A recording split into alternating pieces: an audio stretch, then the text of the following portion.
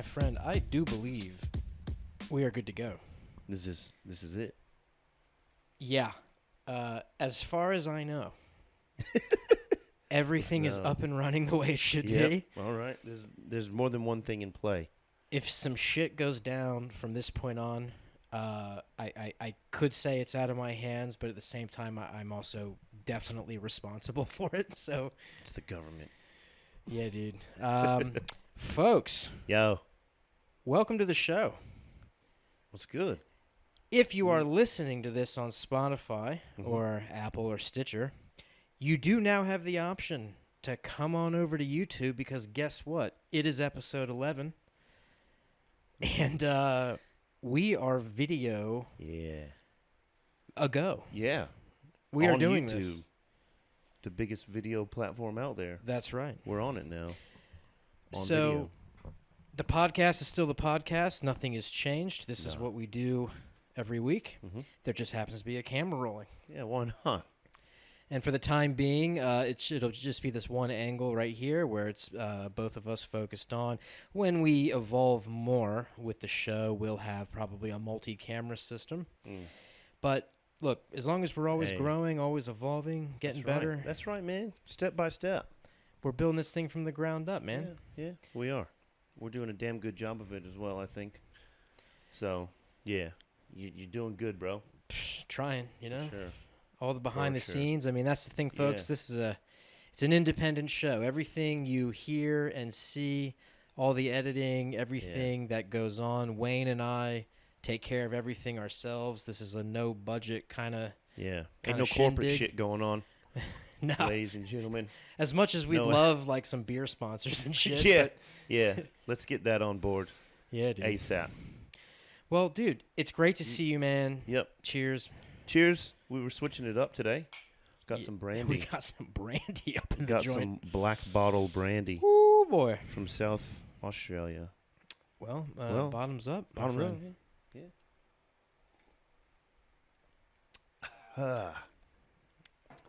Yep, that gets you right in the back of the throat a little bit. It does, yeah. It Well, for keeps me on at kicking. least. It's good shit though. And then what else we got? I think this is our go-to, man. This, folks, this beer, Zytho Brewing IPA. That's just This is like my new favorite beer right now, and I don't they're blame not a you. sponsor. We're not, we're not Yeah, trying to shill anything here. they don't endorse us. It's yet. just an incredible product, and they deserve to be a drinking. That's right. And they're from Waterloo. Yes. Surrey Hills. Sorry, Waterloo Street, Surrey Hills. That's Yeah, not so too far away. Sydney-based, man, Sydney, bro. local. Yeah, so cheers. You know, they're an hour away from us. Thank Boom. you. Boom. Cheers. Down. Oh, man. Yeah, bro. Episode 11. It's episode 11. Like that, man. I'm just so grateful and humbled that we're doing this. Yep. This is just so awesome. I love doing this show. So Yeah, same. yeah, man. So we're here, We're here. my brother. Cracking. What is new? Oh. What's going on? I mean, some shit went down the other day. Oh, really? Yeah.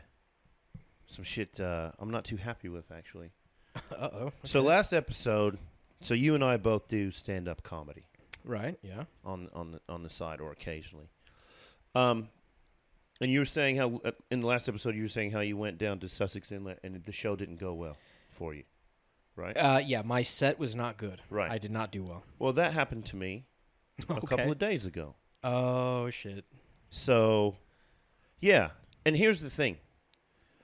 I like there's a difference between bombing and just having a shit crowd.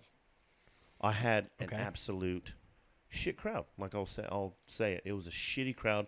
Ask the other performers, they'll tell you the same thing, right? If I bomb because I'm not funny or I'm missing cues or the punchline is just not there, what have you, I'll own that. You know what I'm saying? Yeah, for sure. But if it's a shit crowd, it's just a fucking shit crowd. So, and to be clear, and I don't mean to cut you off, just for everyone watching and listening, it is an extreme rarity Oh, yes. for a comedian to actually place any sort of blame On on the crowd. I mean, Yeah. I mean a comedian who has a little bit of fucking self-respect. And I would never do that if it Right. wasn't legit. You get people out there who do comedy who literally blame the audience every time. Yeah, when they just suck. It's awful. Yeah. It's just because they're terrible. Yeah, that's right. So I just wanted to clear that up. Like, Oh, yeah. I have blamed the audience literally 3 times in the years. Oh, and I've- you've been I've doing done it for this. how long? Well, I was on a hiatus for like 4 years, but before that, at least it like was a decade. it was damn near 10 years. Yeah, I at started least a when I was decade. about 17. So yeah, and the thing is, like, and like I would never ever blame it on the crowd. But the reason I know it was the crowd was because I've done material in that same room, the same material to a different crowd, and the outcome was totally different. right, which is going to happen anyway. But yeah, you're because saying all the performers, like across the Oh board, yeah, the whole universally agreed The- that yeah. this was a bad room. Yeah. Okay, continue. Go ahead. So the thing about it, it's a very, I'll say it's a very progressive room Mm-hmm. in the way of accepting, accepting of like the gays and the bis and the this and the that, Okay, yeah. right? Which is fine. That's Sure. cool. Whatever. So the gig was on Friday. I think Mardi Gras was the next day, and I think today is International Women's Day. Right? Okay, yeah. Yeah. So there's that. So the thing with me is my comedy is very edgy. I'll push the envelope, but I, Sure. in no way, shape, or form, ever would demean or knock down anybody, like shit on someone. I'll talk shit about you, but I will not shit on you. But you're in the using sense jokes, of- is what you're yeah, saying. that's right. Exactly. That's right. I'll poke fun at you. Yeah, And I'll bring things to light, and say things that most people won't, or people may or may not feel comfortable saying. But I mean it in a joking manner. I wouldn't say something just for the sake of being an asshole about it Right. and shitting on someone. So I just want to make that very clear, because that's not comedy to me. That's just bullying. You know what I mean? Of course, yeah. So I think, I mean, I take the opportunity when I know I'm going to perform for women or for gays and straight, whatever, and they say know your audience. Like, what I do is I know the audience that I'm going to perform for. And it's like, okay, I'm going to go in, I'm going to poke fun at this type of demographic because that's who's there, right? Sure, yeah. Why not? And I've done it before in the same room, and it's gone off without a hitch. But this crowd, for some reason, man, they just weren't having a bar of anything that was coming out of my mouth. Not one, and Yep. it wasn't all female based or all sexual preference based. It was just, I was talking about how I was in the military. They weren't latching on to that. I was talking about how I live in Port Kembla, how Port Kembla's ghetto, a few chuckles here and there, like pockets, blah, blah, blah. So it wasn't the whole crowd, but the majority of the crowd, right? So when it's the majority, it's just, I mean, that's what it is, and it's shit. So I'll go over what happened, right? Okay.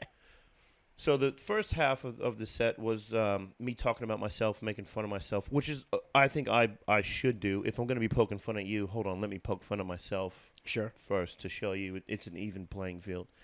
So the second half, I started talking about women, right? Mm-hmm. So, which I love women. Like, I'm not a sexist or what have you, or a womanizer or nothing like that.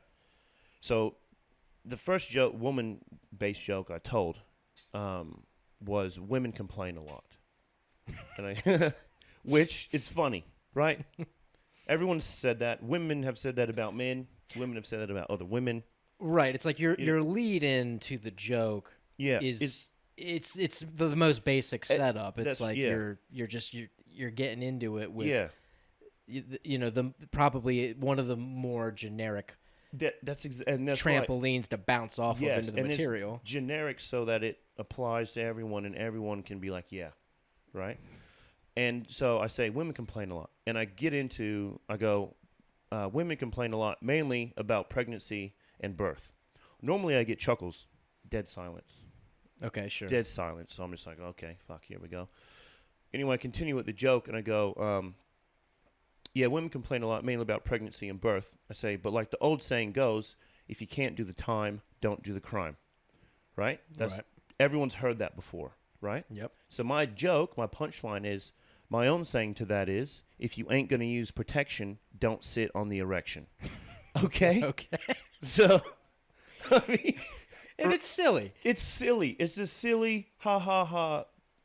Like, It's such a silly line. and you know what? It's funny because yes, it's silly. It's like ha ha ha. It rhymes. You know, you know. I got bars, but it just like. And the first time I tried that joke was in this same room, right? Sure. Yeah. Years ago, and it got fucking applause, right? And I was like, oh, thank fuck for that. I was nervous, right? Because I didn't know how I was going to be accepted. But ever since then, I've done it everywhere, and it's gotten laughs. This room, nothing, absolutely nothing. So I'm just like, oh, shit, like it's like that, is it? So anyway, I continued to do my thing, and So you know, and you're not in the business of suddenly trying to adjust everything, and I'm gonna do me. you're not a deer in headlights. No. You're just gonna keep going. That's right. And like I've performed for like I don't want to say aggressive crowd, but like maybe more or less like an unruly crowd, Sure. like people talking a lot, and I put them in their place. You know what I'm saying? Well, especially, I mean, how many times have we performed in bars? And Oh shit? yeah, I mean, yeah, it's just yeah. the way And it goes. That's the way it is. That's exactly right. But this room, honestly, man, I've never experienced no shit like this before in my life, and it was so bad. So I continued my set. So my next joke was, it goes, I feel as a man, I feel as though words across the front of a female shirt is a form of entrapment. Okay. Okay? It's like it's another ha ha funny thing, like, right? So Because it's across there. yes, because it's across their boobs, right? Yeah. And so I kind of edited the joke a bit. So I continue on and I go, yes, I've stolen a cheeky look at a female's boobs before, right? Yep. And what happened this time, when I switched it up, I go, I've done it 5 times to the MC since I've been on stage, right? Okay. So the funny thing there is, where the joke there is, number one, she was quite a busty girl, and everyone had. She was the MC. Everyone would know that. They were looking at her all night, right? Yep. So number one, relatable. Number two, she was wearing a blank shirt. No words across it. Okay? Okay. So I'm calling men out for you're not reading the shirt, right? You're just staring at a girl's boobs. Sure. But number 3 was I'd never looked off stage the whole time. So I was just bullshitting and saying it like what I had done as a joke, but I hadn't actually done it. Yeah. So that was like like I started getting the kind of like a what a pig kind of deal, right? So what I'm gathering so far. Oh, tell me. Is and look, it never used to be this way. Oh. It would happen once in a blue moon. Yeah. Over the years, Dude. the decades, comedy's been around. Of course, you'll get some shit Yeah. crowds here and there, but Yeah. what's going on today, like what you're describing to me, I'm gathering sort of in a nutshell that you are performing for a room that is full of, for the most part, not everyone, but for the most part, an entire group of people who probably shouldn't be at a comedy show Correct. are at a comedy show. Correct. They bought tickets to a comedy show. Yeah. And suddenly jokes are not okay. No, jokes were not okay because it felt as though they were taking everything I was saying literally. Right, like Very literally. like oh, he must not be joking. He's obviously he's a misogynistic pig. he's a pig. Yeah. I don't, Yeah. It's a fucking joke. Like any female out there, like if you catch male staring at your shirt or whatever, and you go, "What are you looking at? What does my shirt say?" He wouldn't be able to tell you. We're not reading your shirt, ladies. Okay, we're men. Yeah. We do stare at your boots, but that was the joke too. We're not reading your fucking shirt. But yeah, it just seemed like everything I said that didn't line up 100%, not 99.99. I'm talking fucking 100% with their way of thinking or their views or their thought process. Mm-hmm. Then they would automatically just dismiss it, and that's exactly what it was. So I continued. I closed that joke out, and my next joke was about. So there were a lot of lesbians in there. Okay, which is I knew this going into it. Can I just say? Yes. Nice. They're my favorite. What? But there, I mean, there were, and as I said at the beginning, it's a very progressive room, or which is fine. Whatever, do what you do. I'm always like, do whatever you want to do, so long as you don't impact, so long as you're not hurting someone else. Sure. Whether it be financially, spiritually, mentally, physically, do whatever the fuck you want to do. Okay, just as long as you're not hurting anyone else. So I have gay friends, lesbian friends, gay male friends, right? Like it's live your life how you want to, okay? Absolutely. But the thing about some of these people, not all, okay, they want to be included, and that's the whole thing, and they should be. But then when you include them in things they don't necessarily agree with, that's when there's an issue. You feel me? Right. And I think a lot of people, for some reason, I don't get it. They are under the impression that comedy is supposed to exclude them out of some sort of invisible respect, like some sort of invisible line that we can't step over because they're a part of X group, whatever it may be, some marginalized group. Yeah, whatever. I Fill in the blank. Man. I don't get it. But like I said, it's a forward progressive room. It was Mardi Gras weekend, and it was International Women's Day over the weekend as well. Yeah. So I don't know if there was some energy going on that I wasn't aware of, because this shit was just fucking like in my face. So I proceed, because I'm at this point I'm obviously feeling like put off, right? But I'm still continuing to do. You're what I realizing. Do. This ain't gonna work. No, whatever I say is not gonna. They're not gonna work. So fuck it. I'm just gonna do I told the promoter I was gonna do it. I'm still gonna do it. So my last joke about females was I go. My friend asked me to do a gig at his house for his sister's birthday party, and he told me to roast his friends and family, but he especially wanted me to roast his lesbian sister, right? Okay. So, but before the joke, I go, any lesbians in the house? In a room full of lesbians, dude, right? I go, this one's for you. And one person goes, woo. Oh, boy. One person in a room, and I'm just like, okay, fuck, it's like that. So anyway, he goes, yeah, I want you to especially roast my lesbian sister. And the joke goes, I say to him, like, oh, fuck, like, I don't want to do that because I don't want to create conflict or controversy, because I've been known to be a bit of a pussy. And from what I hear, lesbians eat that sort of thing for breakfast. Okay. And again, here's the thing. It's so silly. It's so silly. And that's the thing about it. There's nothing wrong with that, because number one, the saying, I'm going to eat you for breakfast, is known worldwide, like for you destroying someone. And number two, I'm sure out of the eons or whatever that human beings have been on this planet, some lesbians have gotten some pussy eating done in the morning. So sure, there's the correlation there. Like, come on, it's just a joke. But then because that's gotten laughs everywhere else, and it was just nothing from them. So at this point, I was like, okay, you know what? Fuck you. So I added on to it. I go, come on, easy up, like lighten up. It's Australia. Everyone loves fish and chips in the morning. So now, you see the difference there? So you then see the switch up? It sounds to me like that That was the turning point where Dude. playful, silly Wayne Started started getting a little agitated. I was like, you know what?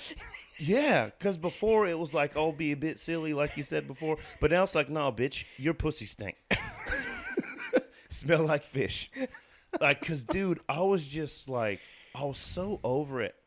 And I closed with a joke about racism, about me being in a situation to where someone said a blackfish was called a niggerfish, right? And just how it was fun and That quirky. bit you do about the N-word fish is actually a fucking hilarious It- bit. and Don't that- even do it on here because don't give it I won't. away. Yeah, I Like, won't. I don't want to. save- Yeah, the other That shit is a brilliant stage bit. It is, because you know what? It was something that happened. It was true. It was a true story. I remember that story. That someone actually said some shit like that to you. And like, I could have been offended by that, but I was just like, I'm saying it on stage to. I've said it to hundreds of people now because it's a joke. But the environment that this audience created, and I trust me, man. Ever since the gig, I've been thinking about it. Right, every single fucking day, because it's just been playing on my mind. Because you and I do stand up because we enjoy it. Right? That's right. Yeah. And I could even go so far as to say, I do it for my own enjoyment, right?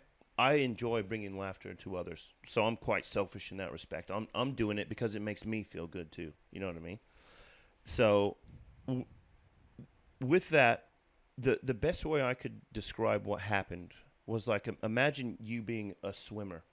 So whether you're doing laps or whether you're doing water polo or whatever, and people come out to see you perform and do what you do in the water, and just because they don't necessarily agree with what it is you're doing, they just start pissing in the pool. And now what you do for enjoyment is no longer enjoyable, and this environment that's been created by these people that are meant to be out there watching you, support you, perform, have just turned it into this toxic environment that you just no longer want to be a part of, and you just want to get out of as quickly as you can. And that's exactly what happened, dude. You were up on stage swimming in piss at that point. Honestly, yeah. And my little fire back at him was me like kind of splashing him back with the piss water that I was surrounded in. Sure. But yeah, dude, after I got off stage, like, I bolted straight for the door. Not because I was afraid or whatever. It's just because I was legit feeling suffocated by the legit negative energy that was being put out by these people that were there to supposedly have a good time. I did offer one apology only, and this was to the MC. I messaged her like off to the side privately. Like. Yeah, and I messaged her the day after because I left the venue straight away. I was like, fuck, I'm gone, bro. So I didn't speak to her after. I offered her, and the only apology was to her, only because I had identified her in a joke without previously gaining her approval to do that. So I apologize if I had made her feel uncomfortable in any way. Well, did you? I mean, I don't know. Well, that's the thing. And here's the thing, too. There's very little margin that I could have or would have. But even with that thin margin, I'm still at that level to where I don't want to offend people, to where even if there's the possibility that I did, then I'll apologize for it. Do you know what I mean? Sure. I mean, look, the reality is the business we're in, the art form we're in, whether it's podcasting or live stand-up. Yeah.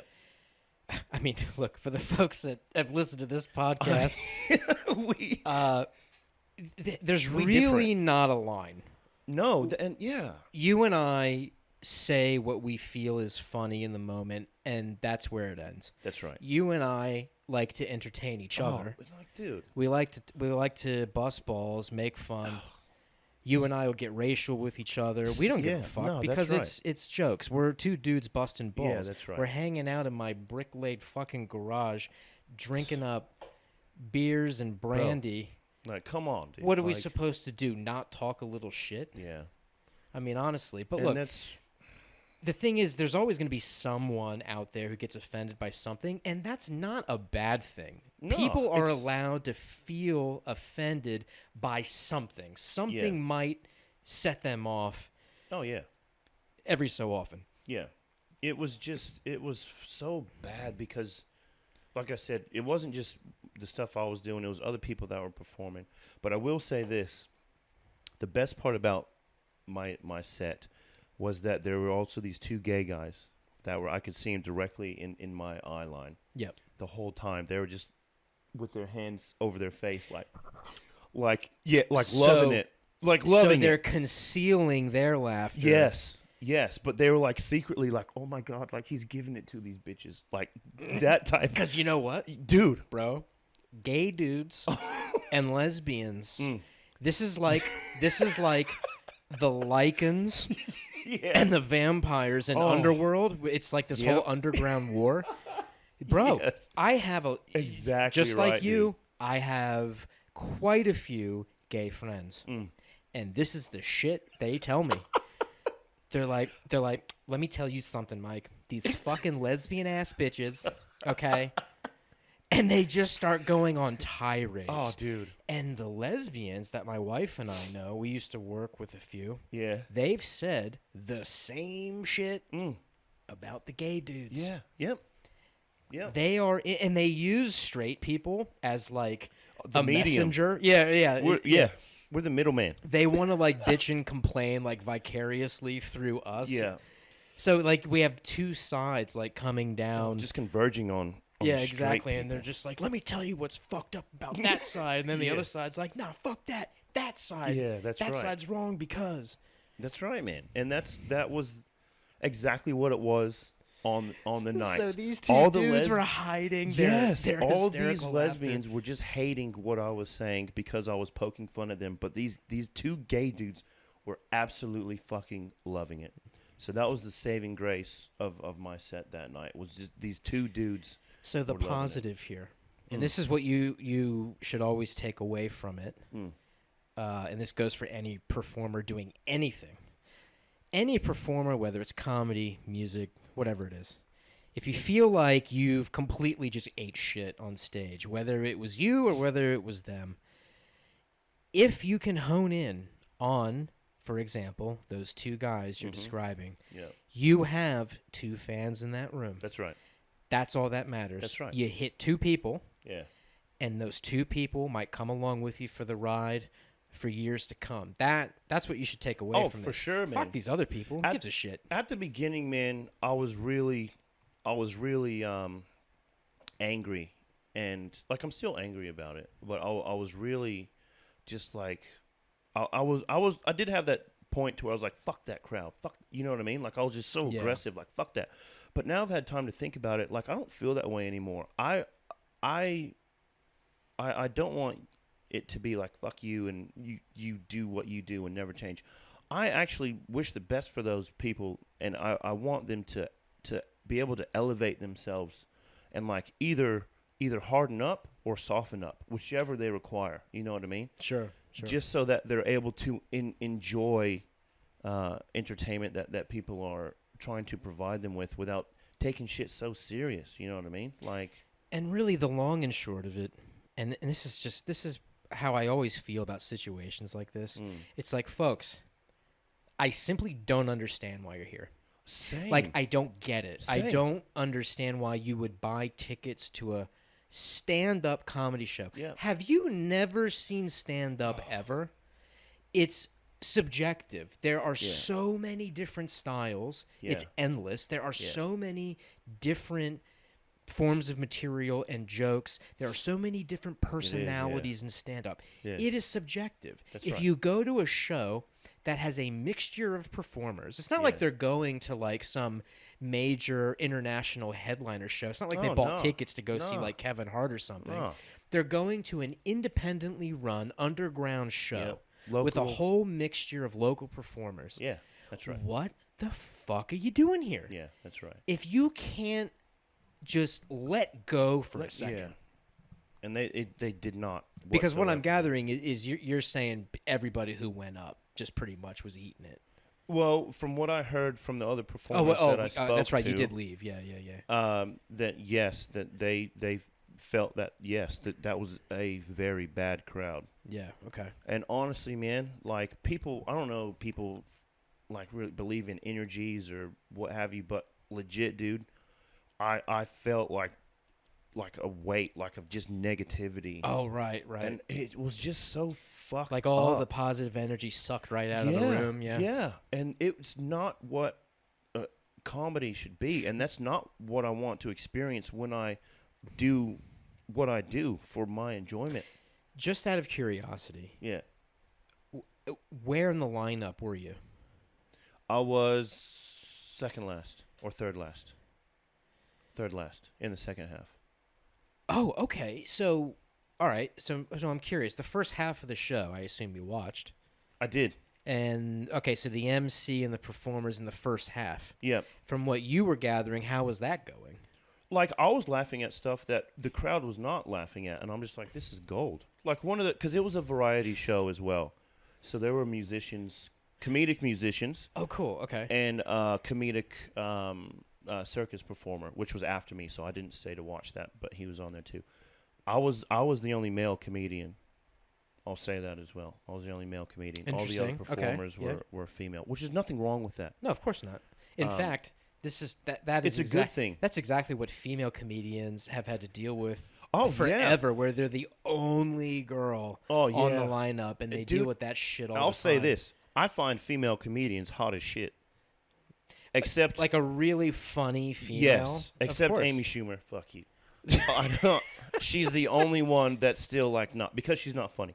I find female comedians that are funny. Like that's attractive, man. A funny female is attractive.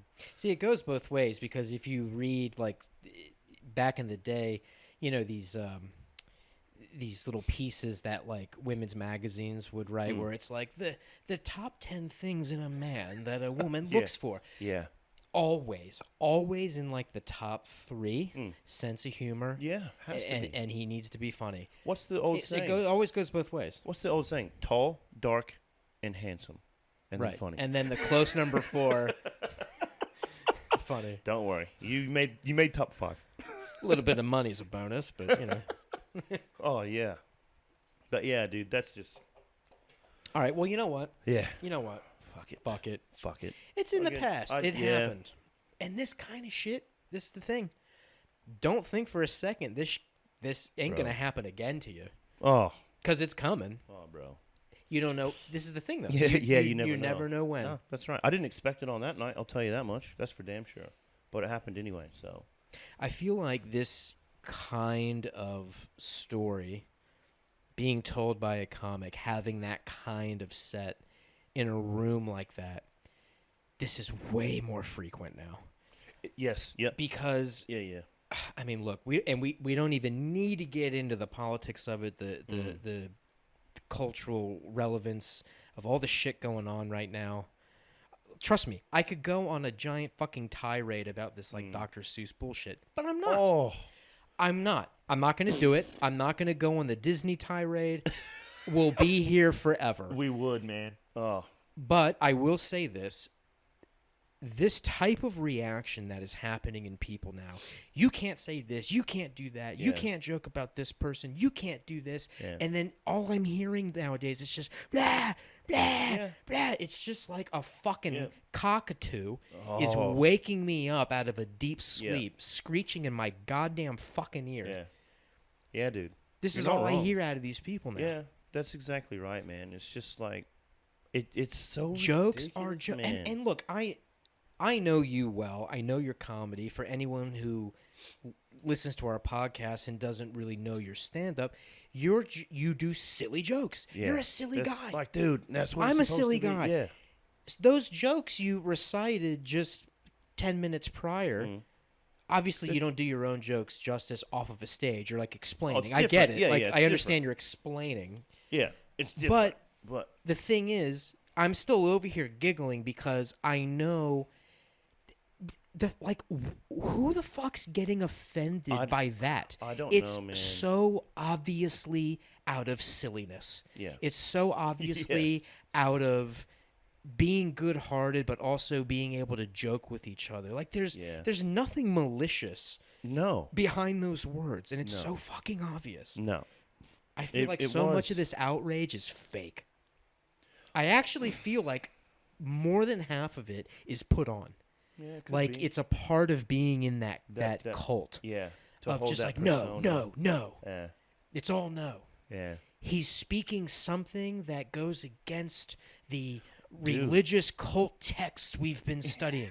No, No. we say no. Dude, as I said, not 99.99%. It was a fucking 100%, dude.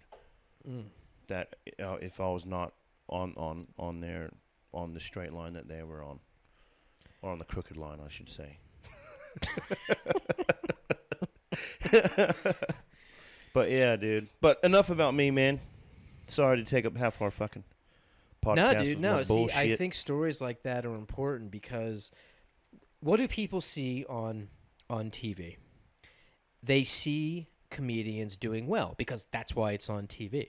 Oh yeah. It's a set that is recorded. Yep. It's for an audience that's there to see that person. Mm-hmm. Of course, it's going well. Yeah. Occasionally, there might be some part of a stand-up special where a heckler's dealt with. Oh yeah. Totally, and that's awesome. No problem. Like, but I think a lot of people don't understand that there is a whole like underground like joke exercise routine that comics have to constantly go through. Yeah. It's like being on a fucking joke exercise bike and occasionally the goddamn pedals fall off. Just fucking You just Because you're automatically gonna take do you're gonna do rooms that just destroy your soul. Yeah. Most of the time, though, just again to be clear, when some performers like us don't do well, 99% of the time it is on us, and we know that. Yeah.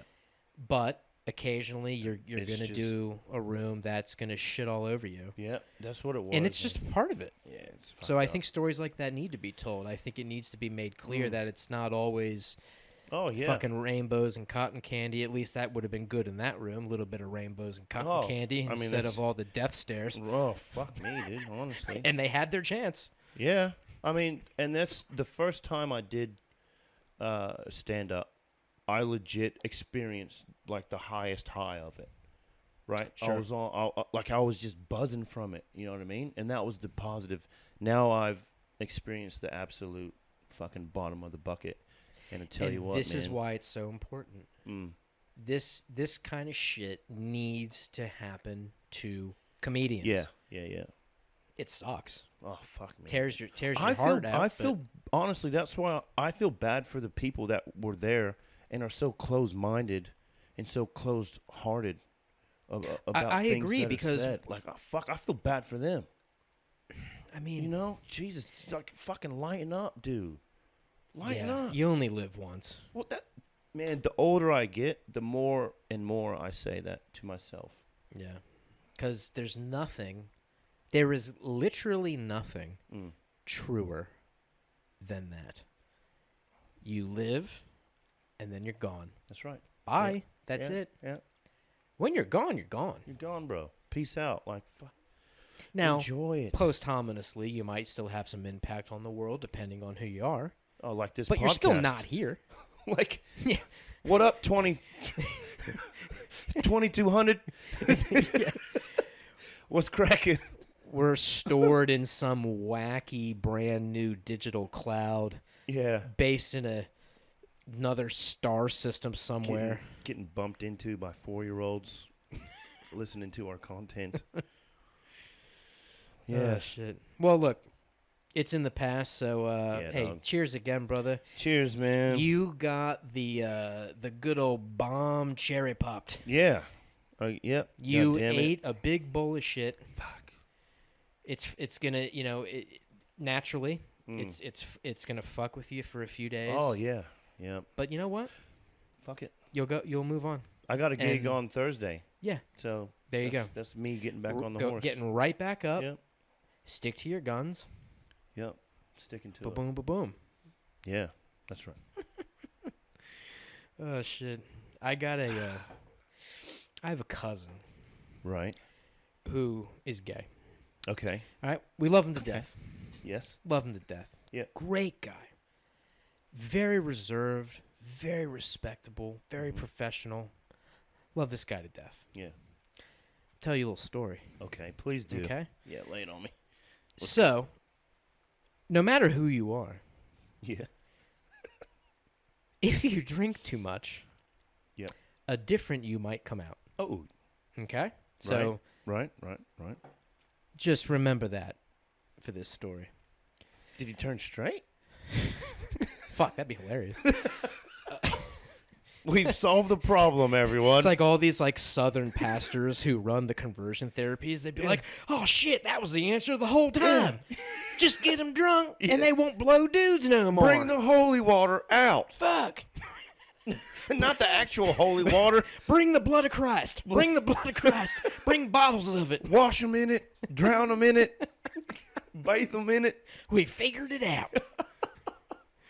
Oh, shit. But okay, so this is years ago. Okay. I'll leave my cousin's name out of it. And, All right, you know, yeah. Obviously, some of my immediate family will know who I'm talking about, but anybody else, whatever. Leave the name out of it. We're gonna call him Tommy. Okay, cool. All right, gay Tommy. Gay So, Tom. my cousin Tommy.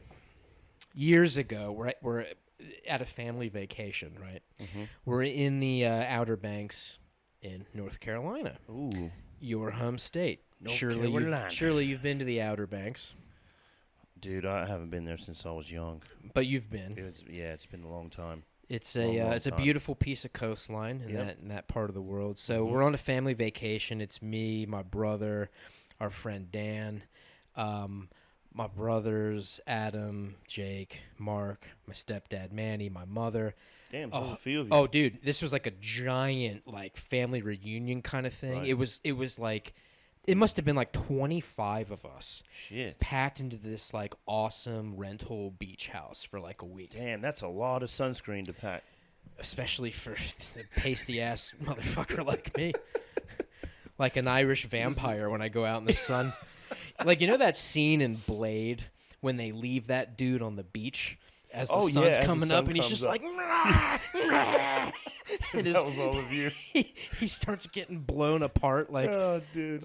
fucking cinders and ashes and shit. Yeah, that's me on the you beach. guys. Okay. But so we're spending a week down in the Outer Banks. We're all having a great time, Yeah. and you know, we're drinking and everybody's just hanging out. It's a great family vacation. Mm-hmm. Everybody's chilling out. We're partying. We're listening to music at all late hours of the night. Mm-hmm. You know, it's all good. Mm-hmm. So the second to last night Yeah. that we're there, my uncle Jeff. Right. One of his favorite movies, and one of my favorite movies, happens to be The Big Lebowski. Okay.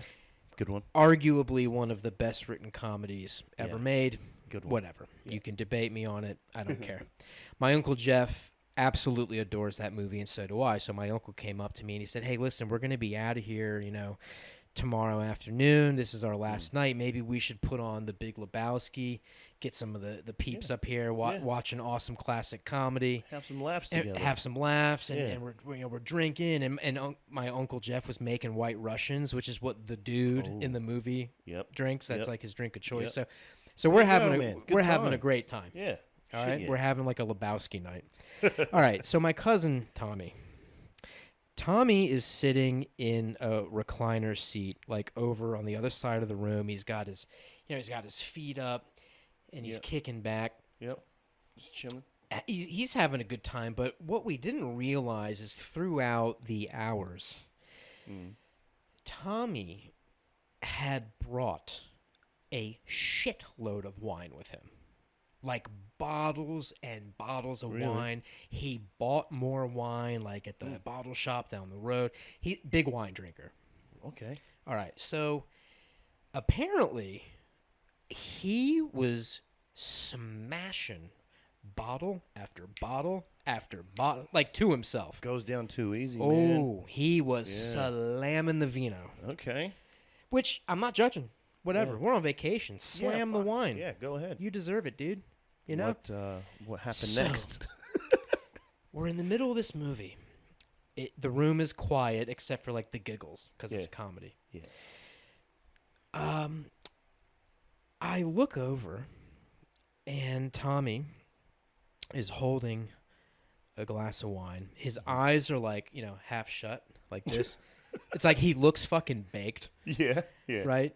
And so Oh. I just walk over quickly and I just say, "Hey, Tommy, let me just get that glass out of your hand before Right. you drop it." Right. And, Trying to and help it's a like I brother don't, out. and it's like whatever, pass out in the chair. Who gives Yeah. a shit? Yeah.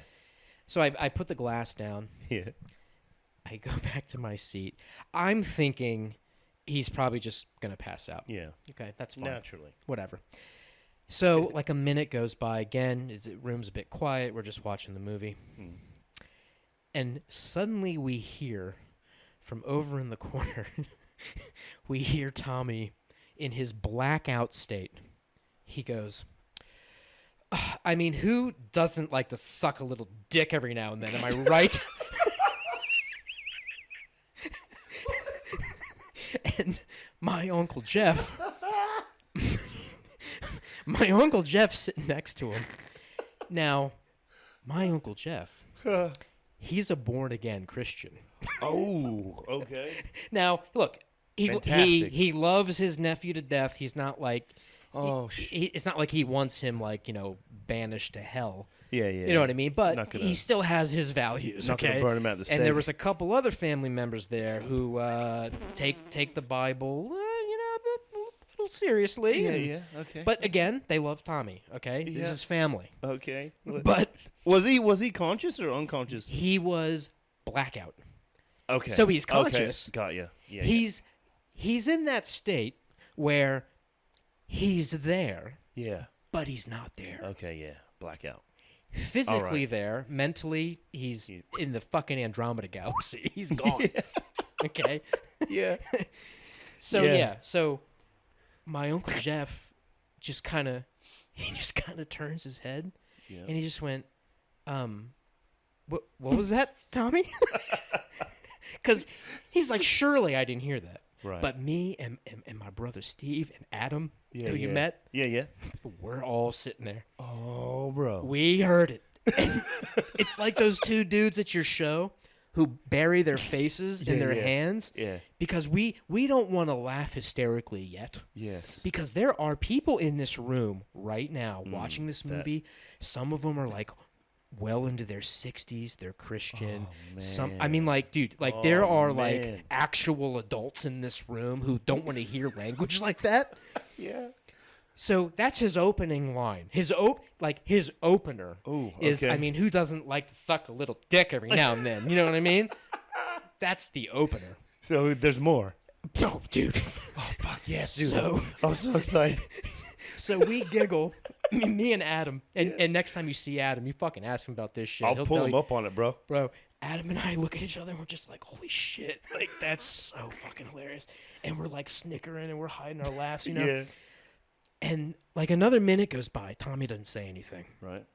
So now I'm thinking, okay, I think maybe he's actually passed out now. That may have just Okay, been right. like a blackout, like drunk gay outburst, like before he hits the hay. Yeah. You know what I mean? It's Yeah. like just one more. I want to throw one more out there.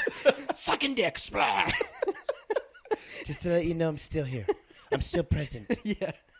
Dick sucking. Good night. I'm still here, you fucking Christian. I'm here.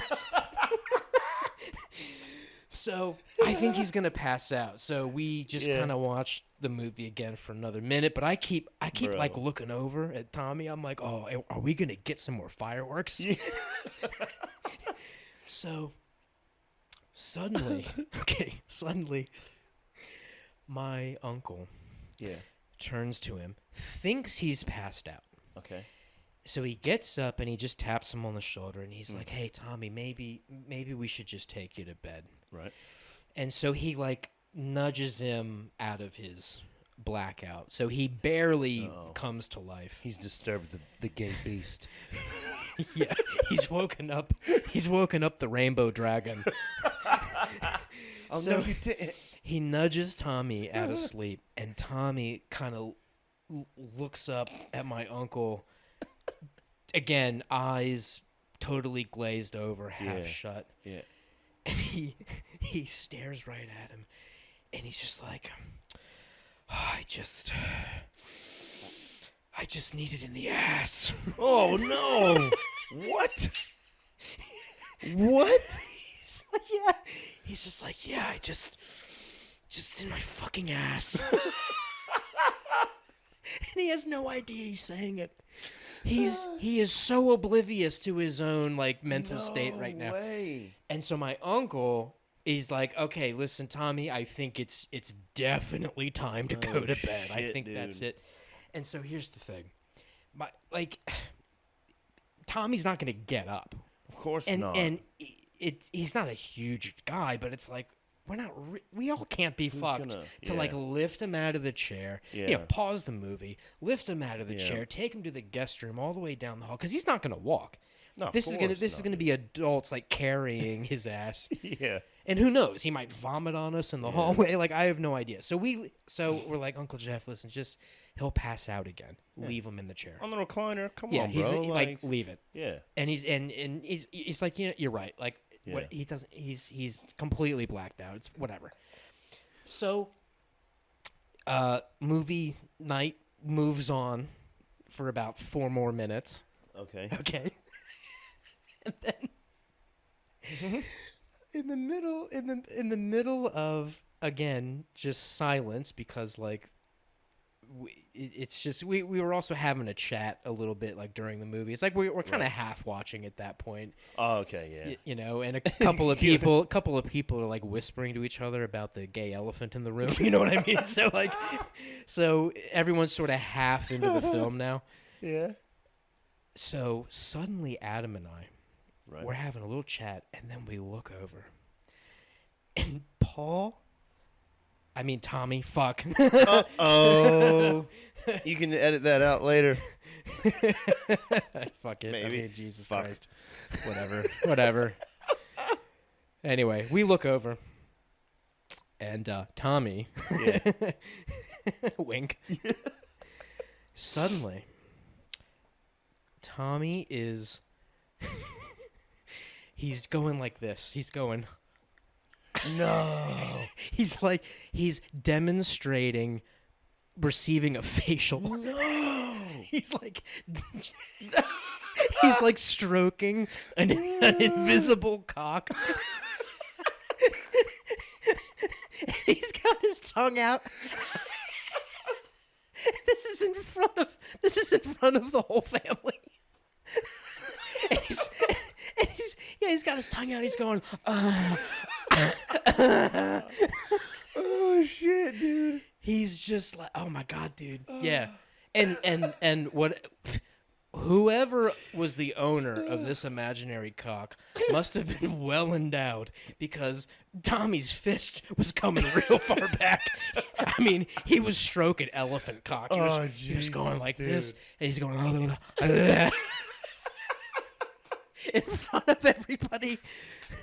So that right there was like the last straw. It was like, He's okay, gotta go. It's like Tommy needs to go to bed. It's done.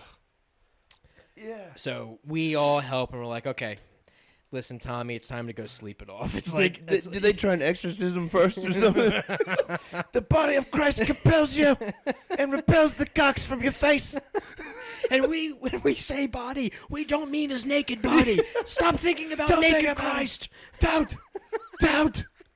No loincloth, fully clothed. Oh, shit. So, yeah, look, anyway, we get Tommy to bed, and the night goes on. Adam and I dude, in fucking tears laughing. Oh, my God, I can imagine. I mean, 15 solid minutes of not being able to breathe. We were laughing so fucking hard. It was amazing. Okay, now. Yeah. So, the next morning comes around. We're leaving that afternoon. Yep. Everybody had a bit to drink, so everybody gets up relatively late. Adam and I and my brother Steve, my mother, we all kind of get up at the same time. Yeah. We all head into like the main area of the house, like the main lounge area where like the kitchen's connected to, and that's where like the TV was where we were watching the movie. It's like this big open area. Yeah. So we go in, and what we see is Tommy is in the kitchen. Right. He's making a ginormous, gourmet, beautiful breakfast. No shit. For everyone. Okay. And we go, hey, Tommy, how you feeling this morning? And he goes, he's just, and again, he's back to reserved, respectable, Right. like Okay. totally professional Tommy. And he goes, oh yeah, like, I just feel like, maybe a little cloudy, but, fantastic. And I'm making some French toast and some omelets, and I've got some bagels lined up over here. And we're going to have an awesome breakfast. I think there's some smoked salmon in the fridge, and it's going to be fantastic. And then, we'll head on out of here. And we realize he obviously has no fucking idea of what the whole family saw the night before. Oh, to this day, years later, no one's ever told him. Fuck. Man. No one's ever told him Does he did listen? it. I have no idea. I have no idea. Well, I don't give a shit. It's a great story. He's got hilarious. a sense of humor. Okay. Tommy's got a sense of humor. I'm glad he does. This happened. That's hilarious. That's funny as shit, dude. It How old were you at the time? Did you say? young. I mean, let's see. I'm 35 now. I must have been probably just turned 21. Oh, right. Okay. Like just old enough to drink. Right. So you're just now hanging out with the adults and doing the adult type Yeah, shit. I mean, like, Yeah. yeah, dude. Yeah. Oh, oh boy, he was rocking and rolling. Bro. In that he was having a Sydney Mardi Gras in that recliner. Well, hey, wine will do it to you. It was hilarious, dude. It was so fucking funny. And here's the thing: it's like my family is they're such good people that Yeah, I could tell. once the next morning came around, and he was just him again. The Tommy we all know, and he's making everyone breakfast. Everyone was just like, you know what? It's just okay. It is what it is. They didn't like bless the water and then Nah, like, it's here, like, Tommy, all right. have a sip. Tommy, probably a little too much blood of Christ. A little too much. That's funny, man. Yeah, it was That's funny. was fucking amazing, dude. Yeah, that's a good story, man. it killed me. Absolutely killed me. Oh, Because that had me that's rolling. real life walking comedy. Yeah. You just can't write it. No, It's just you can't. it's organic. It happens right in front of you, Yep. you know? Thanks for sharing that, dude. That's, I mean, for real, man. That has lightened my mood immensely. Oh man. So is this brandy. I don't know. Have you ever been like blacked out and then got told some shit like the next morning that you did something? Fuck, man. If I can't say anything off the top, either Probably the not answer is then. no, or I've suppressed it, and I cannot access that information anymore. But I'm sure there has been, dude. I'm sure. Oh, bro. I started drinking. So again, obviously we're in Australia right now, so the drinking age is 18, but where we're from, it's 21. Yeah. I started experimenting with drinking with some derelict friends of mine, probably when we were about 15. Oh yeah. Pretty young. Yeah. And I remember, I think I was 16. Friend of ours, he was this Indian kid that we went to high school with, and both of his parents Yeah. worked in international business. Oh right. They had this giant ass fucking house, dude. Yeah. Like this family was so loaded. I don't know what the fuck he was doing in our public high school. He should have been at some prestigious private high school somewhere. But Insane. whatever. I mean he was cool. Yeah.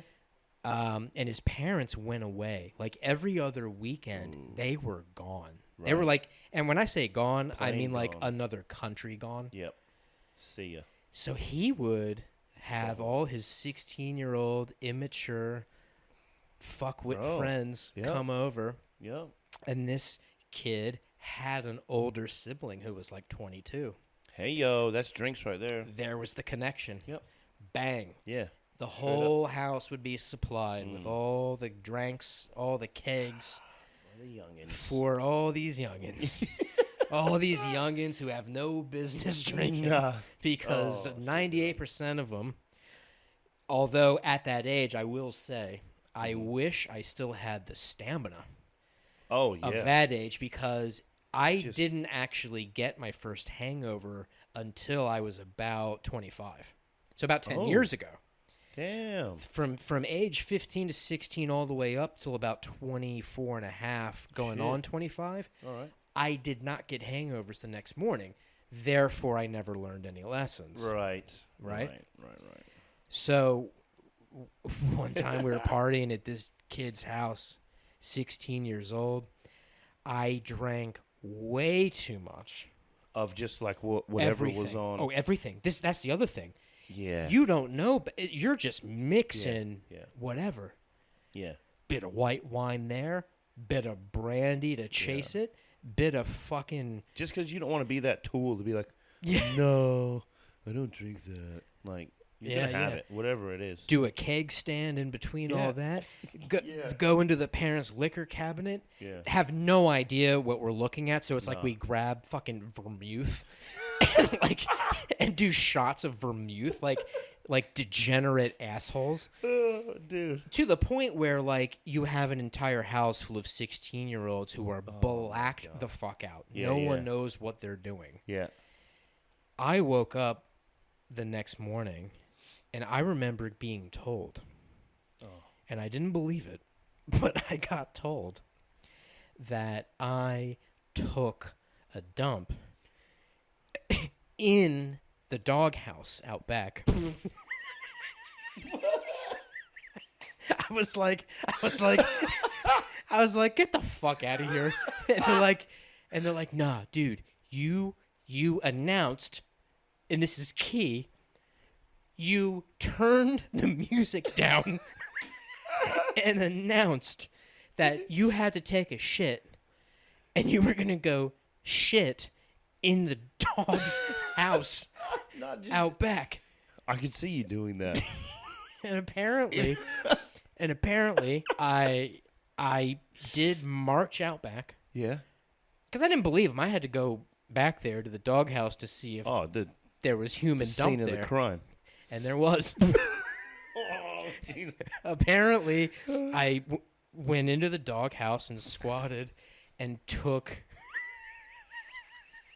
a giant dump inside this poor fucking dog.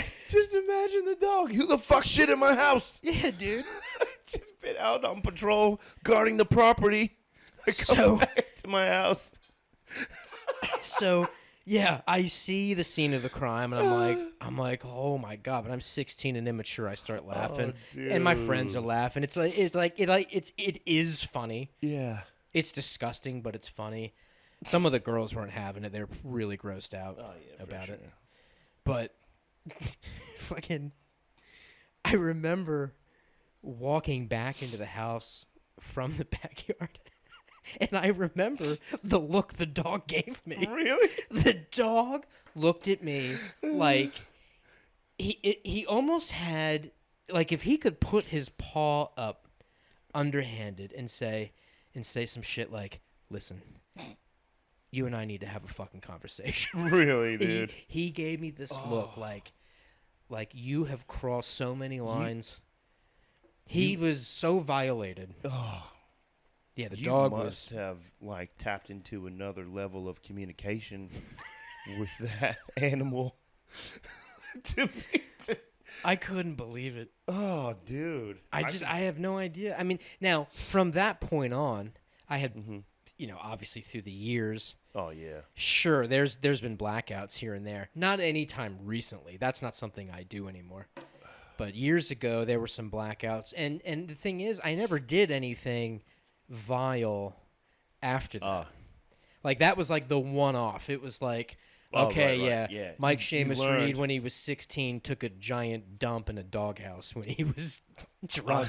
I remember this one time, actually, and it's very, very spotty and very vague. So I was still in the military, and I had met Danae at this point.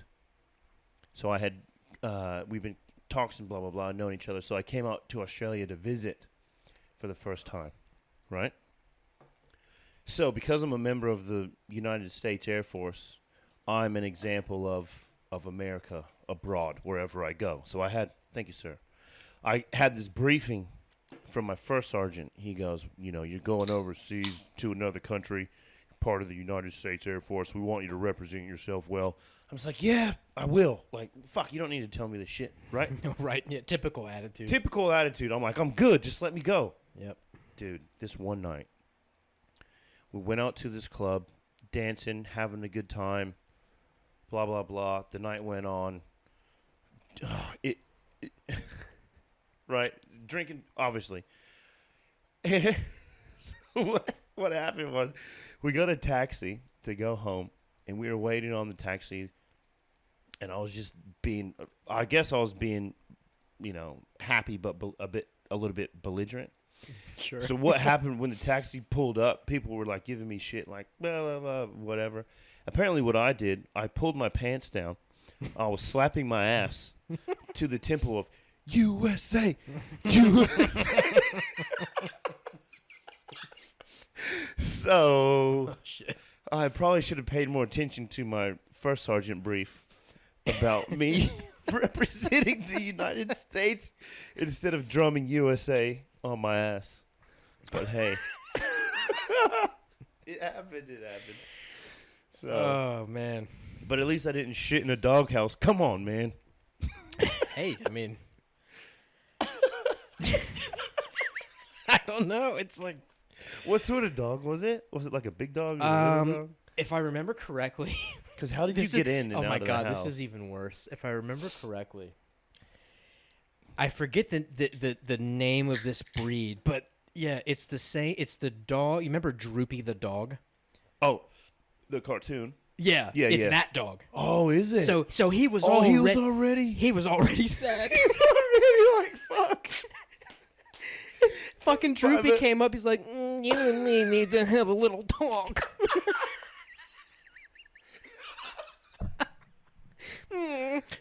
Someone took a shit in my house.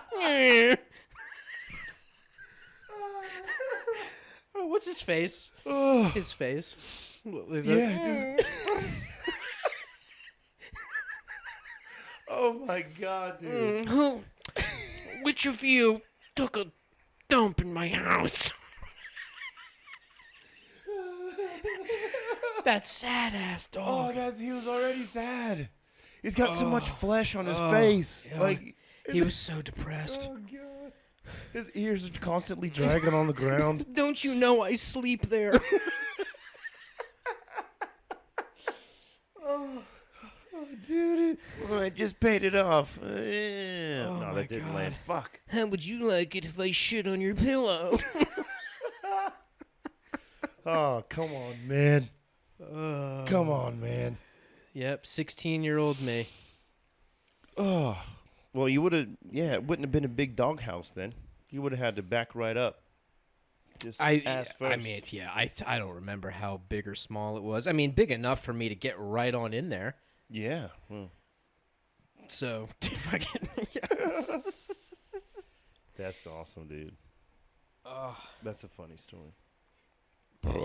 excuse me. Good one, Zaito. Are we doing some Reddits? I do think it is probably about time that we slip into some Ask Reddit All-Stars. Mm-hmm. Now, I will ask you to actually pull some up on your Okay. phone. If you want to just go straight into the Which into ones, the bro? page.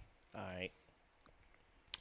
What we'll do, this will be spontaneous. We've picked nothing ahead of time for this segment of Ask Reddit All-Stars. And the folks who are watching this on YouTube, it's my phone that's actually filming us right now. So I got nothing on me. What should I look up? So go to the Ask Reddit subreddit and just see what's popped up over the last, 24 hours. Go through a couple possibilities, read off a few. And we'll take our pick. Anything that has really high votes, obviously, is probably interesting. I'll let you do it, my friend. Yeah, sure, buddy.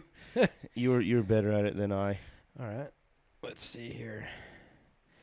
Ask Reddit. All right.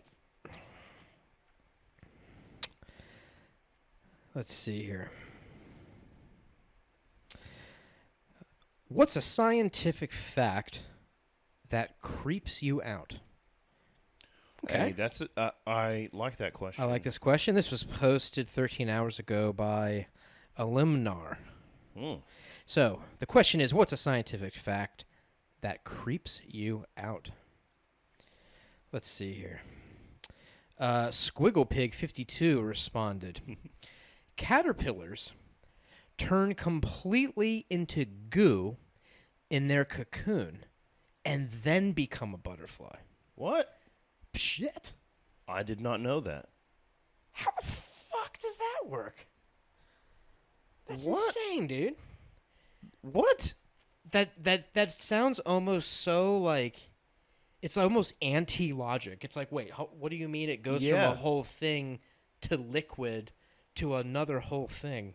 Dude, That's fucking crazy. That's some alien shit, dude. That's that wild. is. Fuck, man, butterflies are badass.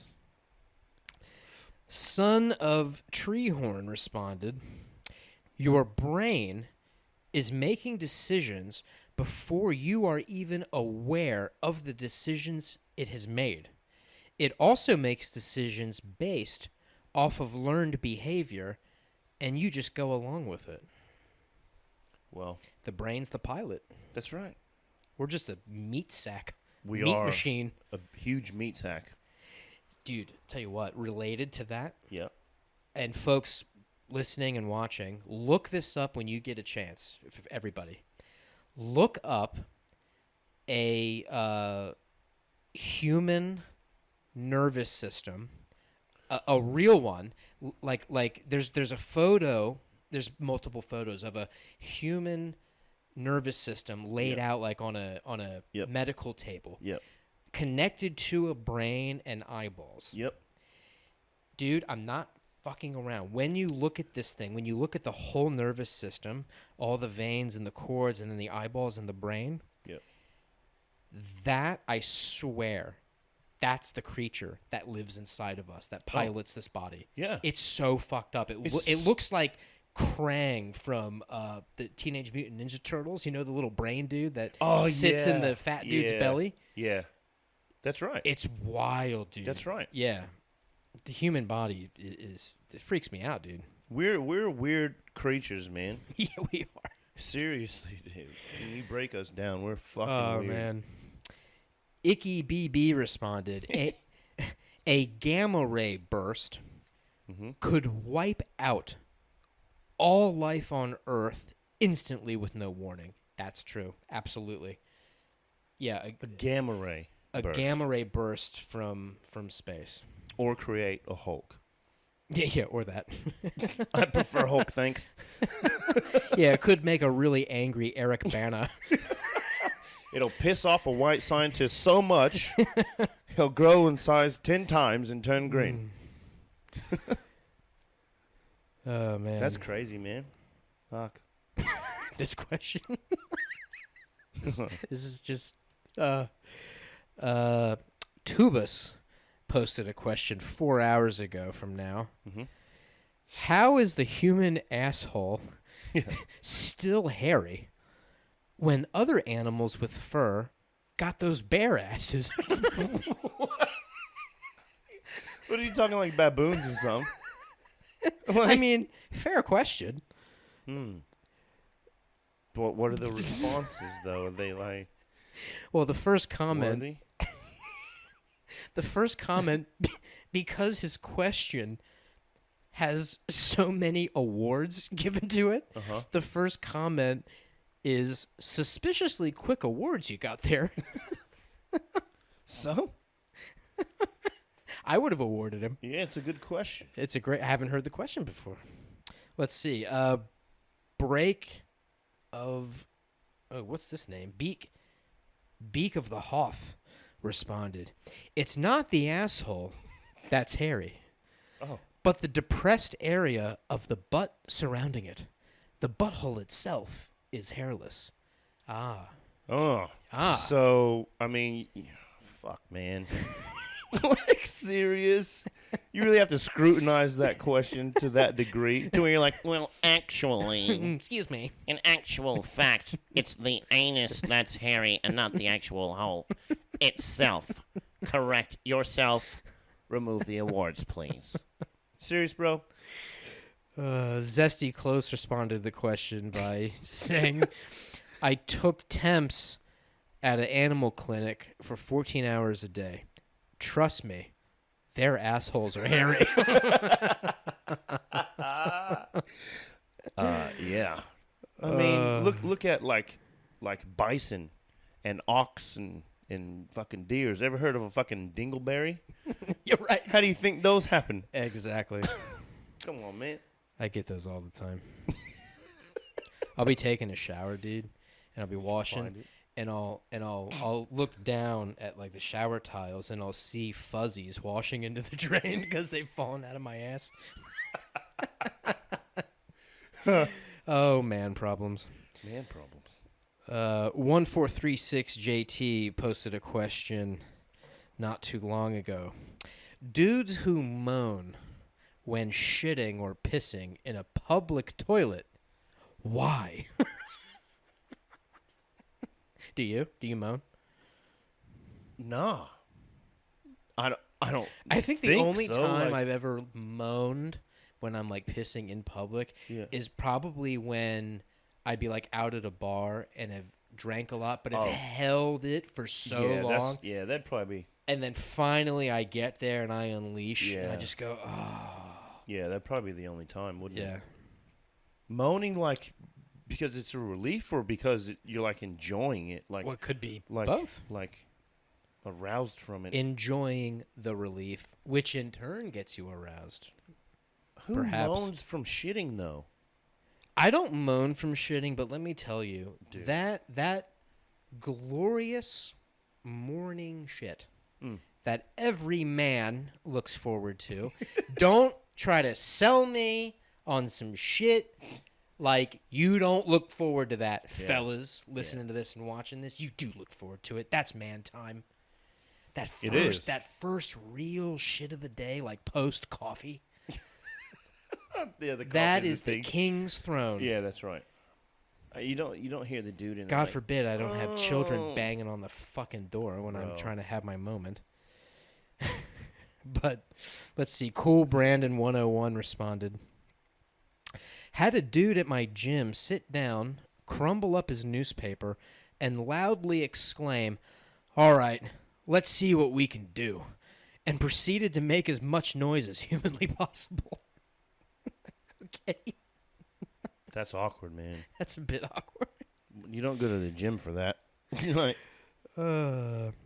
Supras Spinatus responded, I heard a dude say, "Get out of me," while grunting and taking a shit in the bathroom at the bar I go to. Weird. Wow. That line, though, I've actually heard from the movie Grown Ups. I don't think I've watched those. They're pretty funny. It's a different type of Adam Sandler movie. Plus, Shaq's in it. It's for kids, right? Shaq's funny. It's kid friendly. Family friendly. Yeah. Okay. They've got some friendly content in there. Get out of me. That's what she said. Hey! Okay.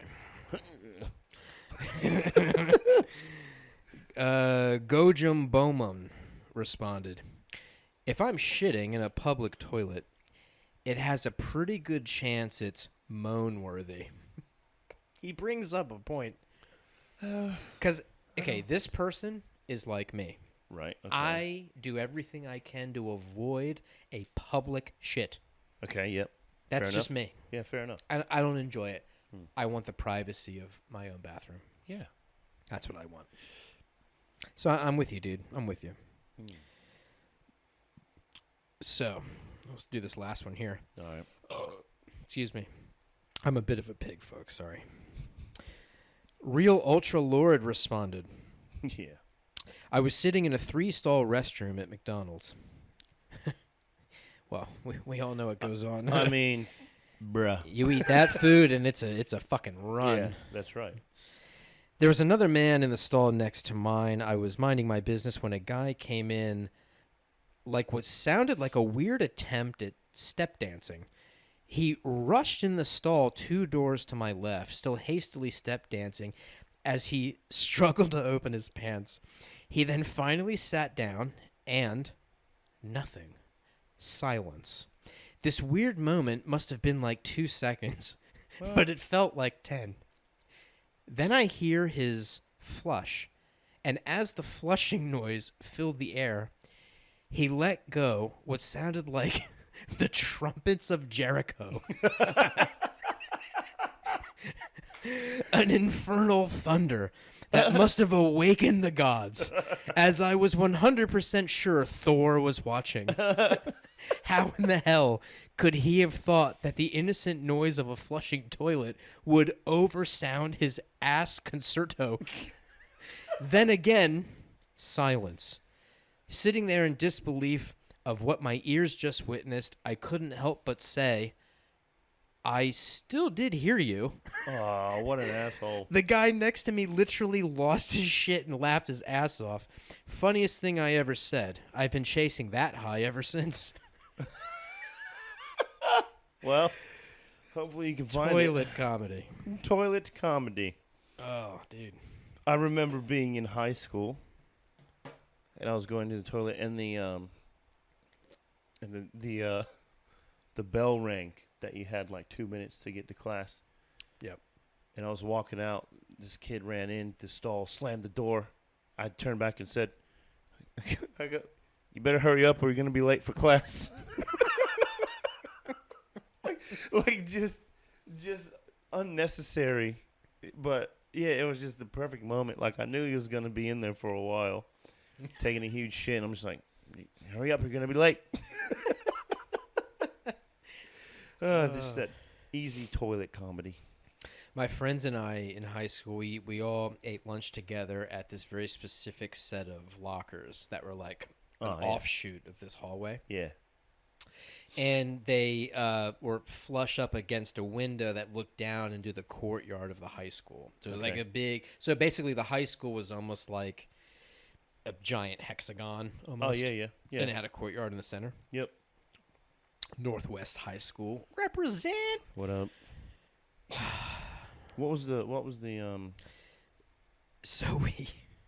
What was the what? What's you guys' what's it called? Oh, the mascot? Yeah, mascot. Jaguars.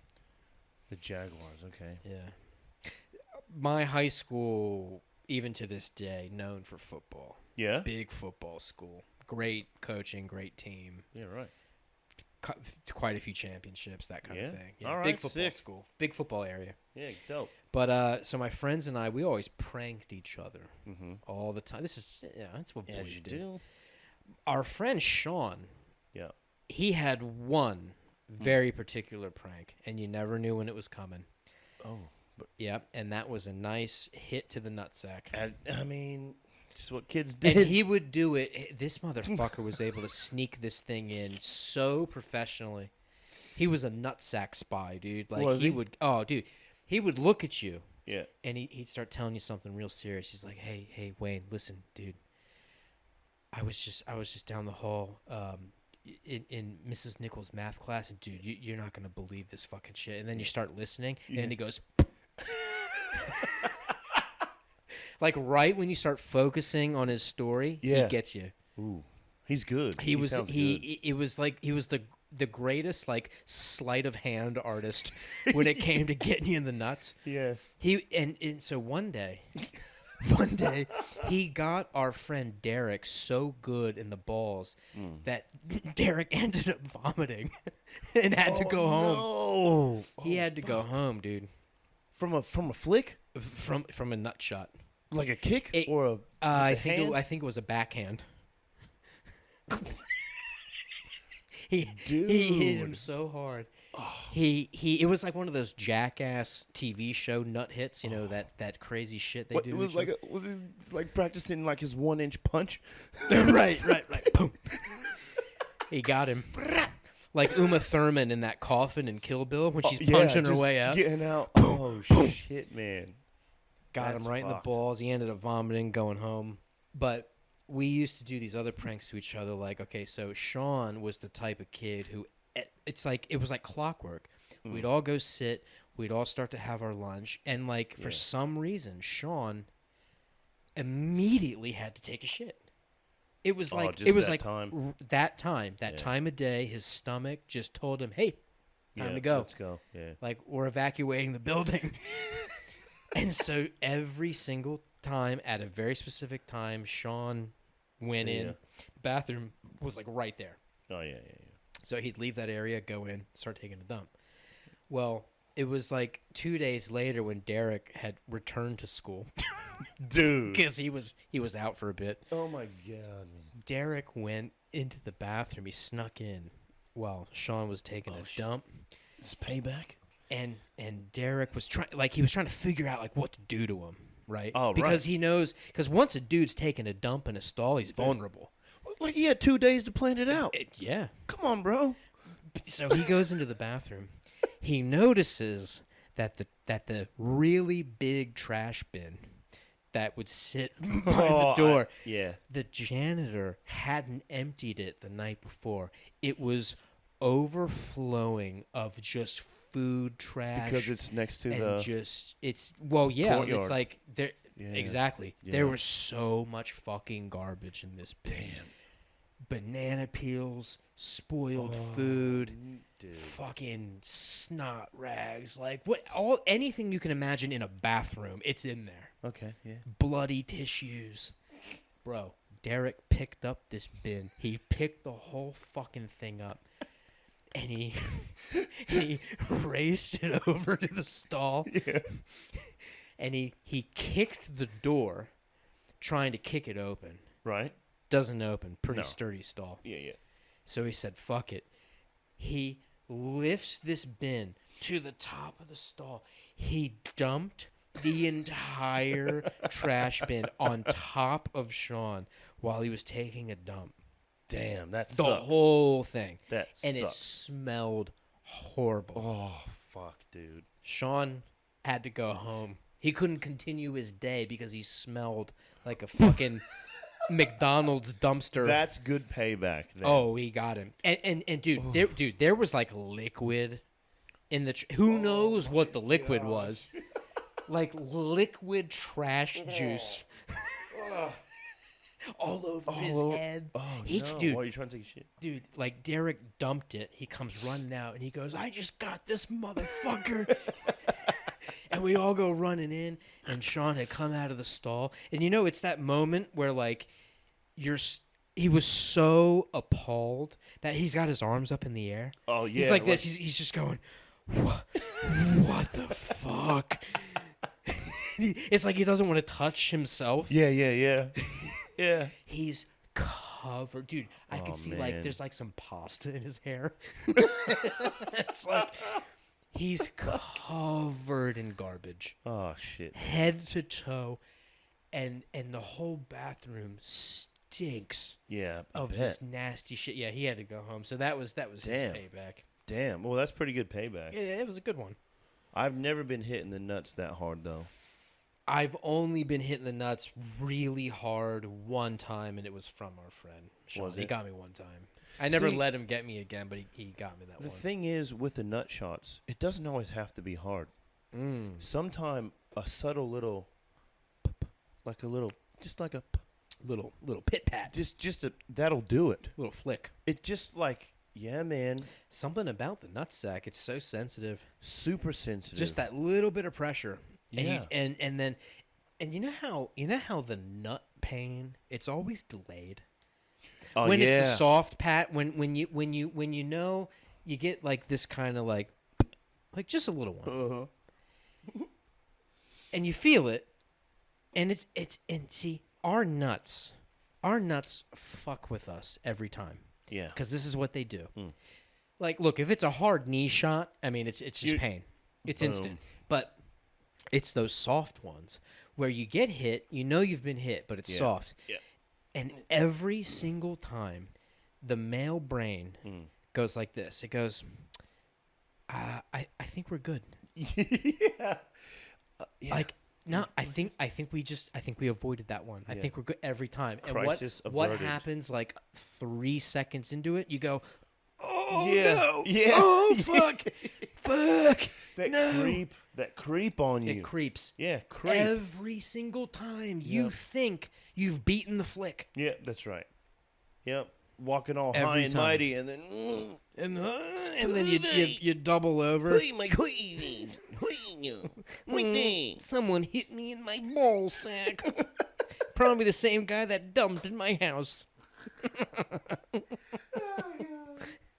oh fuck yeah, that's what it was. Like, Never mind, he just got me in the scar where I was neutered. They took my balls years ago. That's why I'm so sad. that's why he speaks so monotone.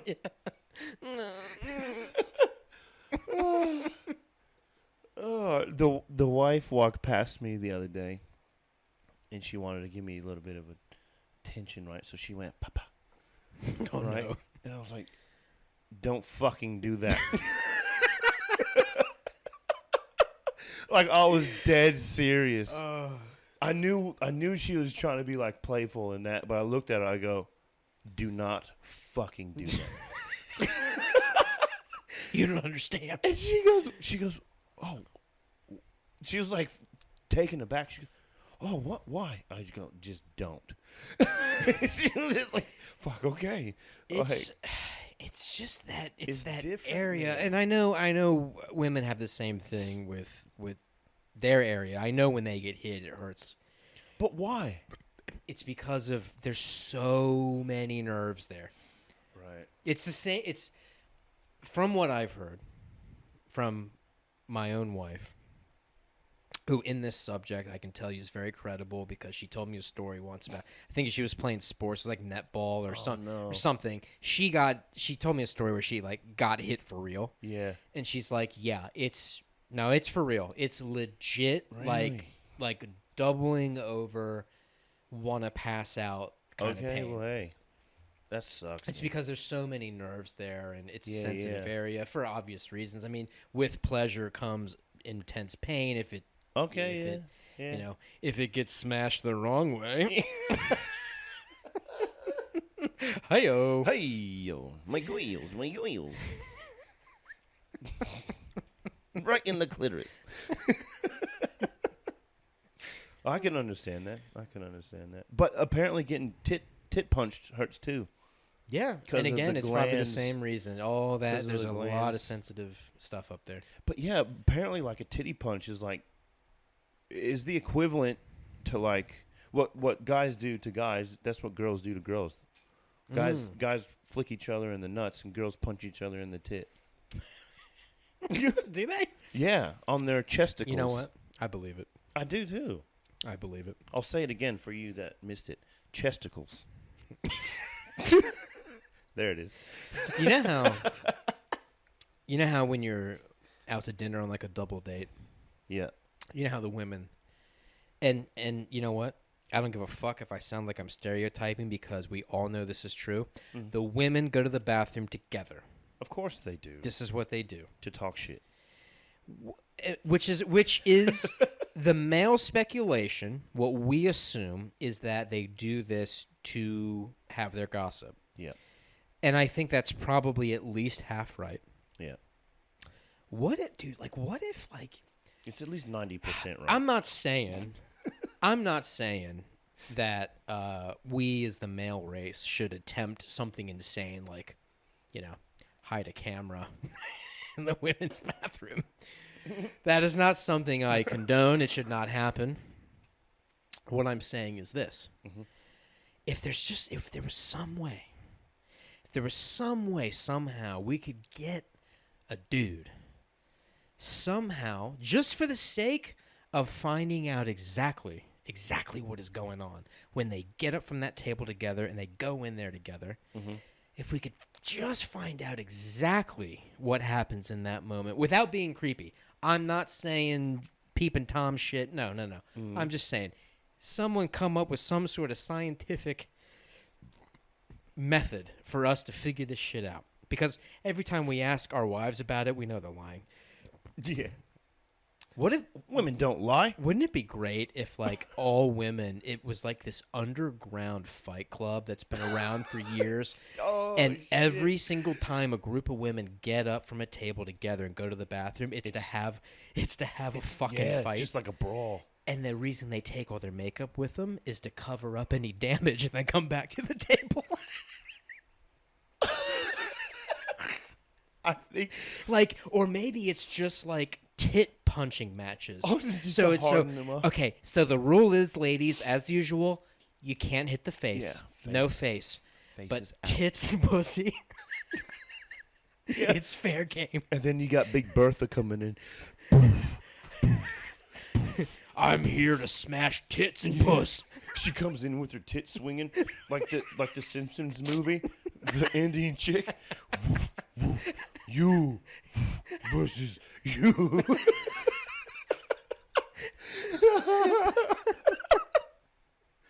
Oh, how awesome would that be if there's an underground women's fight club in the bathroom? I bet there is. Dude, that's a fucking skit right there. These women, Copyright Cookie and Cream on. they what don't is think today? we're The on 7th to of it. March. We're on to it. We know what you're doing in there. We know what you're doing. Just film it and share it. The first rule of Tit Punch Club, you do not talk about Tit Punch Club. The second rule of Tit Punch Club, you do not talk about Tit Punch Club. Who would be Brad Pitt's equivalent? Immediately, Jennifer Lawrence comes to mind. Yeah, I'd say so.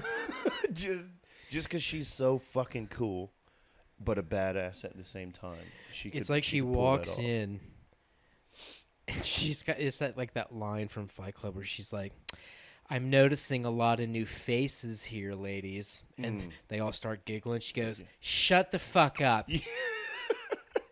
All it tells me is that you bitches have been breaking the first two rules of Tit Punch Club. That's right. She could do it. She can play it. Anyway, you ladies are going to have a homework assignment tonight after our double dates. Your assignment is you're going to go start a tit punch fight in a dark alley. For no reason at all. And you're going to lose that tit punch fight. Oh, yeah. Yeah.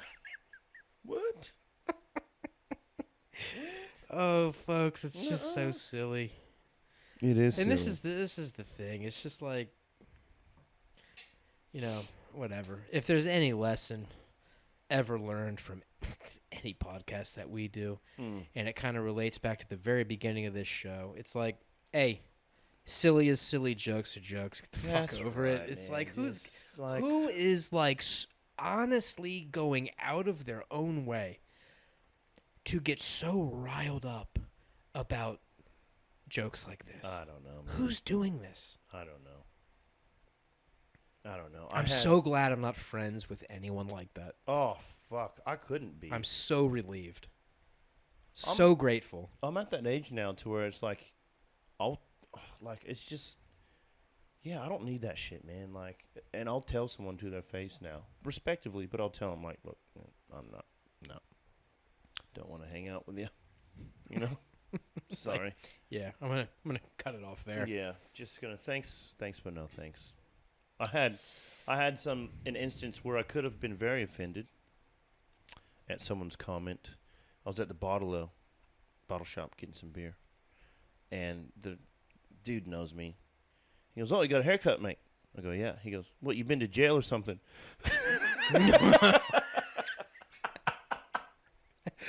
And I could have easily been offended by that. Right? Oh, it was because of my dark skin, or because I got tattoos, or because I'm from America, or, but I was just like, fuck, man. That's a good one. Like, you know what I mean? That's just how I see shit. Yeah. But there's people out there. He's busting balls. He's busting balls, man. He's having a good time. But then there's these people out there that would have taken this route, that route, to turn it into something when it's, fucking nothing. It was funny. You been to jail, mate? No, motherfucker.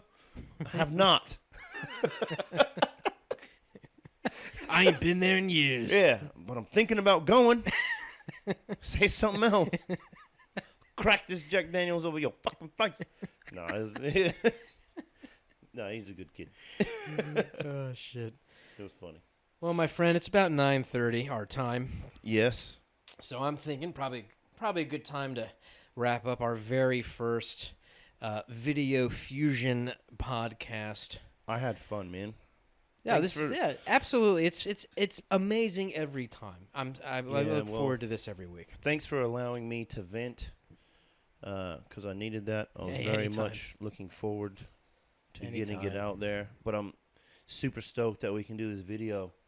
As Yeah, well. man, this is So really cool. So people can see the genuine you and I. that's right, man. Yeah.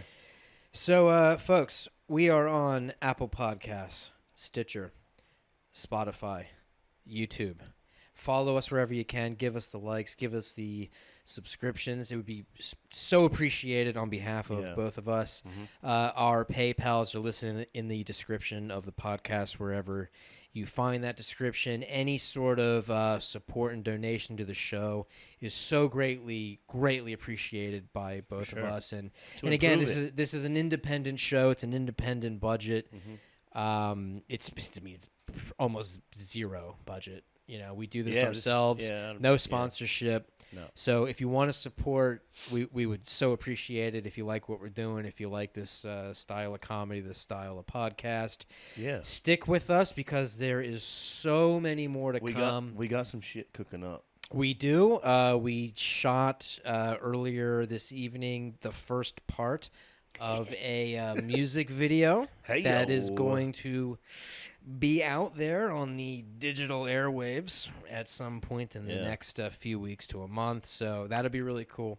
Keep your eyes peeled, and there's so much more to come. So stick with us, and we really appreciate it. Yes, we do. All right, folks, I think we'll end it there. Is there anything you want to add, my brother? No, just thanks to everyone, and I hope everyone has a good day or good evening, good week, good month, good year, good life. Just, good vibes, bro. You know what I'm saying? Perfect. Yeah. That's All right. it. All right. Peace out. Peace, everybody.